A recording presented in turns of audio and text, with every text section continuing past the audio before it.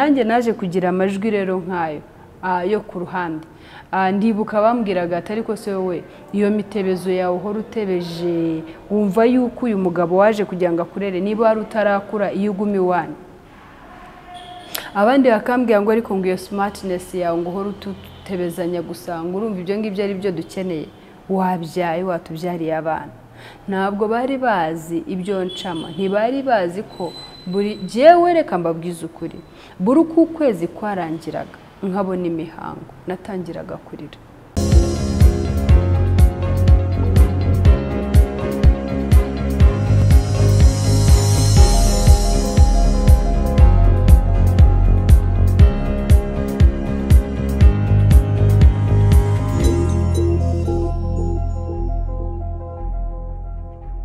Halo Yesu ashimwe, Kristo yazakuzwe. Muraho amahoro, ndabahobeye mwese. Nari mbakumbuye cyane, ngira ngo hari hashize igihe kinini ntaboneka, ariko uyu munsi nabonetse kubera ubuntu bw'Imana.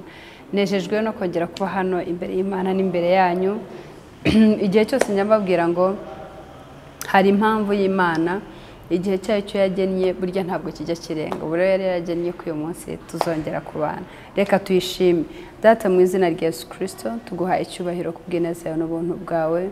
Tugushimiye uburinzi bwawe butarondoreka guhora ku ngoma. Turagushimye ko ari we Mana yacu kandi ari byose byacu kuri twebwe abakwiringiye. Izina ryawe rishyirwe hejuru. Mwami ngusabye imbabazi aho naba ntagukiranukiye, aho nagenze hose, ibyo navuze byose, ibyo numvise byose. Ndakwinginze Mana ishobora byose kugira mbabarire, kandi Mwami umwanya wundi bumare hano ntube impfabusa kuri we, ahubwo kubera umwanya mwiza unkoreshemo neza Mwami uko wabigambiriye, uko wabigennye, ntajya na kimwe kiburizamo gahunda yawe kuri jyewe. Ndakwinginze rero kugira Mwami singaragare sinumvikane, ahubwo wowe muri jyewe uganze uvugane n'ubwoko bwawe. Inama yo wateguye kubaho uyu munsi kandi kuri Imana ishobora byose uri bikore nk'uko wabigambiriye, mu izina rya Yesu Kristo Umwami wacu, amen. Bakunzi bacu rero nongeye kubasuhuza mu izina rya Yesu, nongeye kubanezererwa cyane. Nkunda uburyo mudukunda, nkunda uburyo mutwitaho, nkunda uburyo mukora subscribe, mukora like, mukora share, mukomentinga, ari abakorera ku ruhande, ari ababikorera hariya direct. No kuri Imana yo mu ijuru ijye baduhera umugisha. Muri abantu beza, muri abantu b'umumaro. Uyu munsi rero maze iminsi mvugana n'abantu bakavuga ati dukeneye yuko noneho uzatuganiriza. Hari ubwo tuba twacitse intege kubera ibituzonze hirya no hino. Uyu munsi rero ndagira nkanira n'abamama batinze kubona umugisha wabo, batinze kubyara. Ndagira ngo mbahe insanganyamatsiko ivuga ngo gutinda kubyara siko kuba ingumba. Imana ishimwe cyane. Gutinda kubyara ntabwo ari ko kuba ingumba. Gutinda kubyara siko kuba ingumba. Rero uyu munsi Uwiteka yashimye ko ariyo nsanganyamatsiko tuganiraho. Nkagira ngo nkubwire wowe bishobora kuba byarabayeho, mbaze nguhumurize mbwire ngo pole sana, kandi nkukomeze nkubwire ngo kuba waratinze ntabwo ariko kuba ingumba. Rero reka nkubwize ukuri ngo Imana iradukunda kandi ibyifuza kutugirira ni byiza gusa. Ni ukuri gahunda yayo kuri twebwe ni nziza kandi nziza cyane. Rero ndagira ngo ngusubizemo imbaraga nkubwire ngo kuba waratinze gutwita, kuba waratinze gusama ntabwo ariko kuba ingumba. Siko kuba ingumba, wicara ubizi yuko gutinda kwawe gusama atari ko kuba ingumba. Rero ndagira ngo nkubwire ngo icyo ukwiye gukora ni kimwe gusa. Kuri we wamenye Imana, komeza utumbire, komeza utumbire Yesu. Indirimbo ivuga ngo tumbira Yesu wenyine niwe gisubizo. Nawe ndagira ngo uyu munsi nkubwire ngo tumbira Yesu wenyine, wowe wamumenye. Wowe utaramumenye rero ndakubwira ngo ugerageze uko ushoboye. Hari ibyo byose byo wagerageje, ugerageza se yenda kuraguza, ugerageza se yenda gushaka, ibyo byose byo wagerageje ndakwinginze ngo ugire gutya amaso yawe uyerekeze kuri Yesu, uvuga uti ndaje Mwami, ndaje ukomeze, nyakira ukomeze, maze umbabarire aho ntaragukiranukiye, maze unyakire, maze ungirire neza, untege amatwi. Nuko uba inshuti ya Kristo umubwira ibyawe byose nzi neza ko ibyo yibwira kugira ari byiza gusa nta kibi kirimo. Niko ijambo ry'Imana ritubwira kandi ni nako kuri. Rero ndagira ngo tuganire kuri iyo nsanganyamatsiko kandi twihuse cyane. Niba twese tuzi Bibiliya, tuzi umumama witwa Sara byamubayeho, aratinda bishoboka, amara imyaka 99 niba ntibeshye. Abrahamu nawe ndumva yari umusaza w'imyaka 100. Undi watinze ni Penina, nawe aratinda bishoboka, arasenga amasengesho amushiramo. Urumva ko we yari yaraje yariyeguriye Imana avuga ati nta handi jewe mfite uretse kuri Kristo, niho ntumbiriye honyine kugeza anyumvishe akagira icyo ankorera. Penina we ariko ni Penina se ni Ana, Penina yari mukeba we. Ana rero yarasenze arasenga agera naho aba nk'umusinzi gusa, akajya iminwe yonyine ariyo anyeganyeza kubera ko yari yarasenze avuye habona ko nkaho Imana itamwumva. Nk'umwana w'umuntu acika intege, ariko ntabwo byabujije Imana kumusubiza. Intege zo yacitse ndavuga izo kuvuga, ariko ntibyamuje gukomeza ku imbere y'Imana. Umva yaravuze ati kama mbaya je niyeguriye kuba hangaha until wa Mana unyumvise ukanansubiza. Agera rwose nahananirwa kujya avuga, akajya babona gusa iminwe inyeganyega. Abavuga baramubwira bati se wowe shaho ugeze naho usinda uza mu nzu y'Imana wasinze, bamwigambaho. Akarabwira ati je sinasinze, ntabwo je nasinze, ahubwo ndimo gusenga Imana. Kubera agahinda kari kamurembeje, kubera mukebe wamuciriraga buri munsi Penina, kuko yari yaragize amahirwe abona umwana. Rero ndagira ngo nkubwire ngo gutinda kwawe gutwita, gutinda kwawe kubyara ntabwo ariko kubengumba. Njyewe niba nagize mbibabwira, ariko je njya nibuka ko nashatse, nari nzi ko umuntu ashatse agomba guhita atwita. Ibintu byari automatic muri giye ko ngomba guhita ntwita. Nje nibuka ko namaze ukwezi kwa mbere nciragura nzi ko natwite. Kubera burya mindset ni ikintu gikomeye cyane. Imyumvire y'umuntu ni ikintu gikomeye cyane. Je namaze ukwezi ncira nzi ko natwite. Ariko birangije ndagenda nikanga maze amezi 7 yose ntarasama.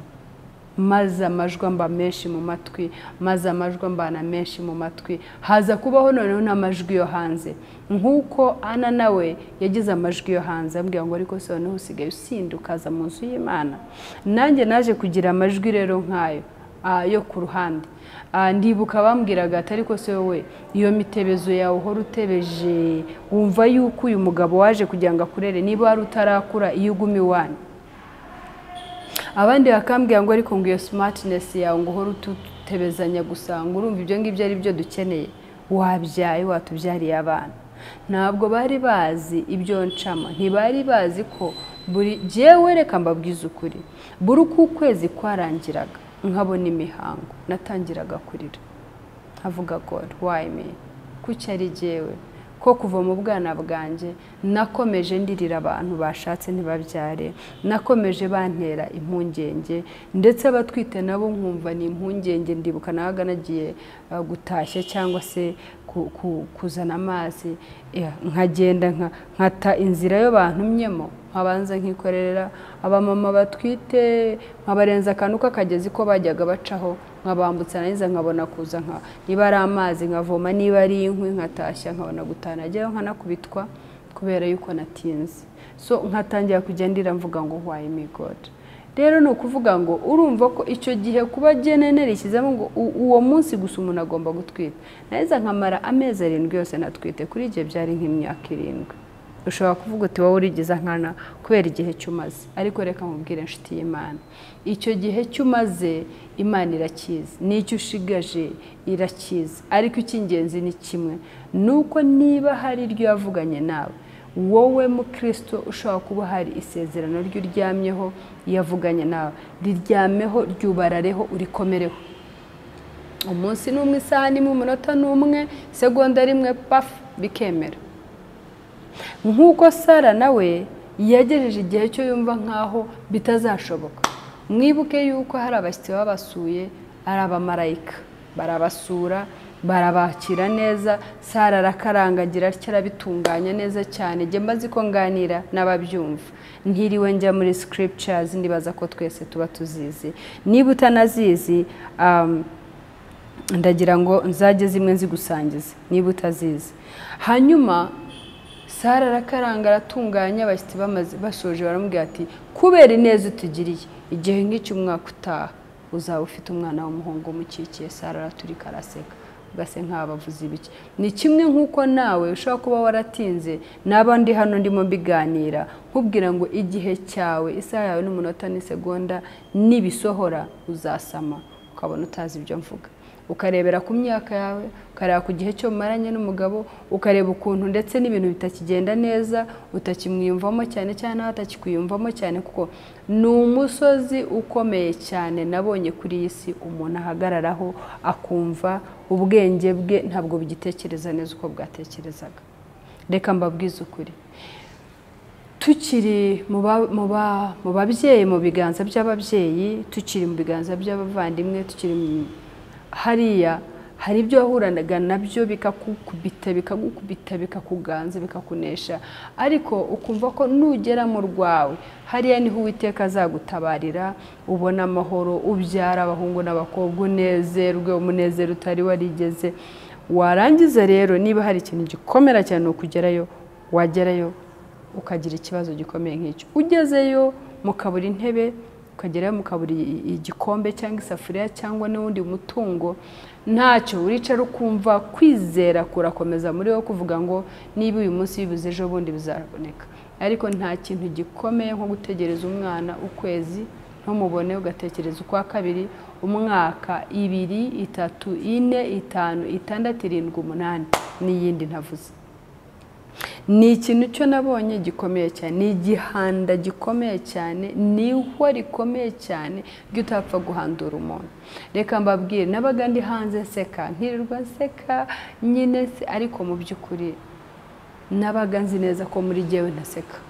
Nabaga nzi ko naseka kuko jye nari mbabaye jye nzi ko ngomba kuhagera nkahita ntwita, ariko birangiye ntibyaba ariko byagenze. Rero no kuvuga ngo bwoko bw'Imana, ushobora kuba nawe ari uko bikumereye, ariko ndagukomeza nkubwira ngo data ari kumwe nawe muri icyo gigeragezo, muri kumwe gutya. Niba utarasoma inkuru cyangwa arayisomye ya Mishaka na Shadraka na Abednego, bagiye mu muriro, bagendamo bavuze ngo twebwe kama mbaya ntabwo dushaka kunamira ikigirwamana, ntabwo dukeneye rwose, turemeye niba dushya dupfe. Bajyanamo na Kristo ntacyo babaye. Ni ukuvuga ngo ibibazo by'uri mucamo uzirikane, wibuke neza ngo Kristo ntasinzira ntanahunikira. Muri kumwe muri icyo kibazo, muri kumwe gutya muri kumwe. Umunsi wawe nugera, isaha yawe, umunota wawe, segonda, indi zinjira utazi n'igihe cyo yinjiriye. Njye mfite urugero, nkomeje kuba ku mavi, umunsi numvise inkuru nziza, nzi ko nanjye nzapfukama nkashima Imana, kandi turo ryishimwe nzaritura. Inshuti yanjye nabayeho sengera imaze imyaka myinshi, njyewe nahuye n'umugabo arambwira ati nta nubwo ari ugutwita imwe abantu bajya kwa muganga gufashwa, oya byarabaye umunsi umwe, imyaka niba ari 10 n'ingahe atari kubaratwite. Mburaho nkwirwa, ibyishimo birandenga. Njyewe gusa ikintu cyo nibuka nuko napfukamye muri parking aho twahuriye, manika amaboko ndavuga nti Mana warakoze, kandi wongeye kunyereka yuko uko ari kera n'ubu ni kuri ni nakuzahora. Rero mukobwa mwiza, rero mugabo mwiza, wowe ushobora kuba ugeze mu bihe byo kwiheba, uvuga uti biraboneka yuko bidashoboka, uyu mugore rwose ntibishoboka ko tuzabyarana, uyu mugabo ntibishoboka ko tuzabyarana, reka nirebere ku ruhande ahubwo nshaka kandi gakobwa, cyangwa kandi ku ruhande nshaka kandi gasore, inshuti y'umusaraba.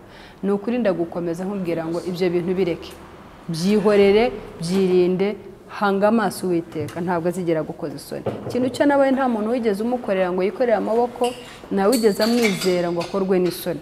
Rero ni ukuri ndakugangurira kongera kugaruka, ukareba, ugahanga amaso Uwiteka.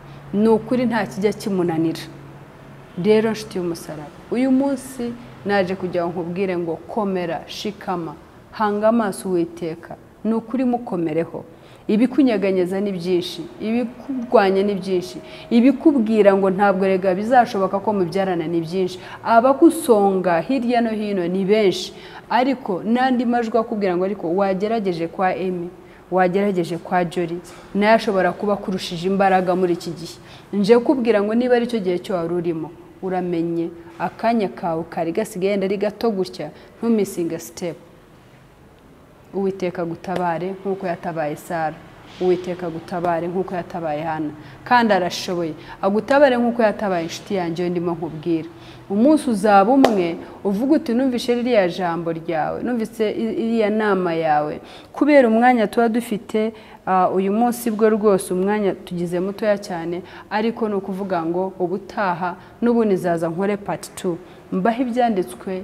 Niba wowe uvuga uti nta byanditswe neza cyangwa unananyandikire ku ruhande, birashoboka ko yenda utabizi byagukomeza.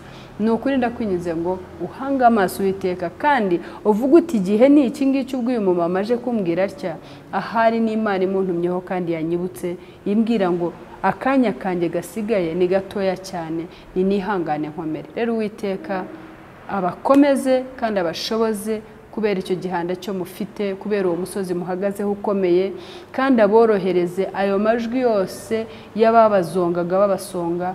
Ni ukuri abi mu mwanya uhura namwe. Imana rero ibaho umugisha kandi bakomeze. Ni ukuri nanjye nkomeje kubasengera.